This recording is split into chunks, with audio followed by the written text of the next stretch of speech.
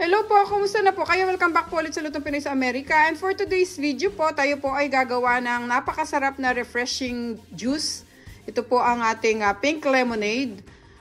Kasi po binigyan po tayo ng lemon ni Kuya Ed. Napakaganda po ng mga lemons na binigay niya sa atin. Manipis po yung mga balat nila at napaka-juicy po nila. Shoutout po sa inyo, Kuya Ed Palaganas. Dati ko po siyang kasama sa trabaho sa California. Palagi po niya kami binibigyan ng lemons. Ito po yung mga lemons niya. Napakalaki at ang gaganda. Oh. Gagawin po nating pink lemonade para po hindi masayang kasi ang dami po nating stock na lemon dito sa bahay. Shoutout po ulit kay Kuya Ed. Maraming salamat po sa mga lemons at saka sa mga dahon ng malunggay na binibigay niyo po sa amin. Ito lang po yung kailangan natin para sa ating pink lemonade. Kailangan po natin ng mga lemons. Tapos para po sa pampakulay ng ating pink lemonade, maglalagay po tayo ng strawberry flavoring. Tapos meron po tayo dyang tubig at saka po yung ating asukal. So, mag-umpisa na po tayo guys. I-check nyo lang po sa description below lahat po ng mga kumpleto sangkap. Ilalagay ko po lahat doon sa mga bago sa aming channel. Sana po mag-subscribe kayo sa Lutong Pinoy sa Amerika. Mag-umpisa na po tayong gumawa ng ating pink lemonade. Pag gagawa po tayo ng pink lemonade, wag po nating basta-basta ilagay ang sugar sa tubig. Gagawa po tayo ng syrup. So, dito po sa ating pot, nagpainit na po ako. Maglalagay po ako ng 2 cups ng water. Hintayin po natin siyang kumulo para bago po natin nilagay yung ating white sugar. Ngayon kumukulo na yung tubig natin, lagay natin yung ating white sugar. Halu-haluin lang natin ito guys hanggang sa matunaw yung sugar natin. Hintayin lang natin itong matunaw.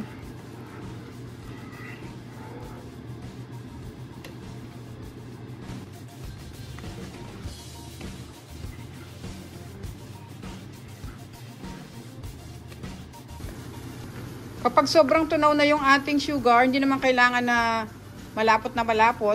Pag mga ganyan na siya guys, pinakuluan ko lang to ng mga 5 to 7 minutes sa malakas na apoy.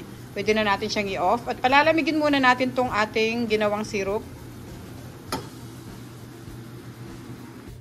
Habang hinihintay po natin lumamig yung ating pinakuluang white sugar, maghiwa na tayo nitong ating mga lemons.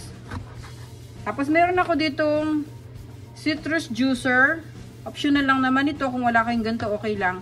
Kasi madali lang tong squeeze pagka meron tayong citrus juicer. Hiwain lang natin tong ating mga lemons at kukuha tayo ng mga 1½ cup para ilagay natin sa ating pink lemonade.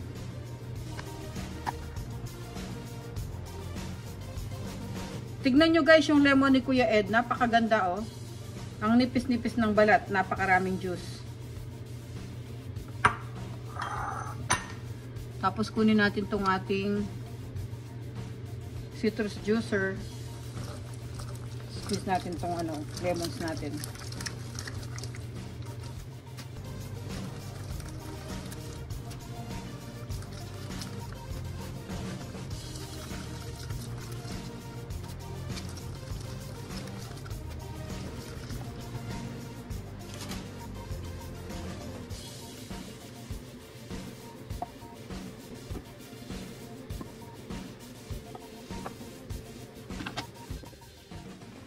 Ngayon malamig na yung ating ginawang syrup. Buksan natin yung ating pitcher. Buhos natin dito.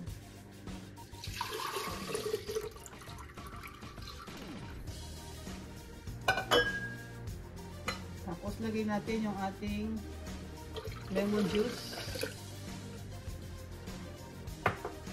Lagyan natin siya ng tubig.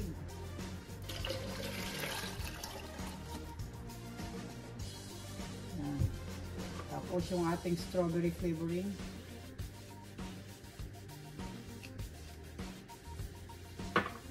Gawin muna natin.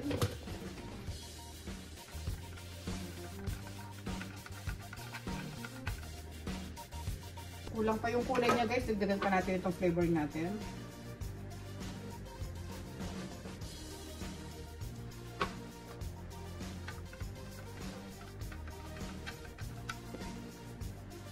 Dagdagan pa natin ng isang tubig. Yan, para mapuno talaga yung pitcher natin.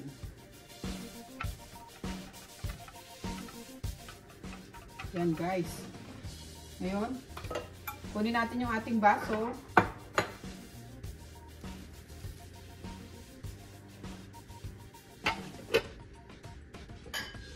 Muna tayo pala ng yelo. Sandali, kukuha lang ako ng yelo.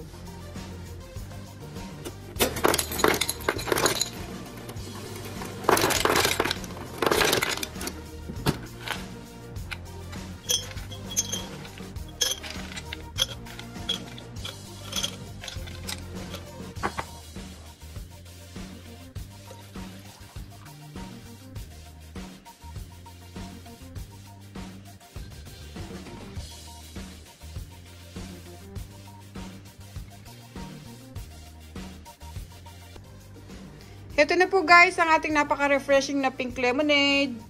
Yan, napakasarap po niyan, lalo na po kapag nananangalihan kayo. Diyan po sa Pilipinas, sobrang init po ngayon. At dito po sa amin, sa Las Vegas, medyo painit na rin po yung weather. Kaya masarap po talagang uminom ng mga malalamig na drinks, kagaya po nitong ating pink lemonade na ginawa. Thank you so much guys, ingat po tayong lahat. God bless po, sana po nagustuhan nyo yung ating ginawang pink lemonade. Salamat po.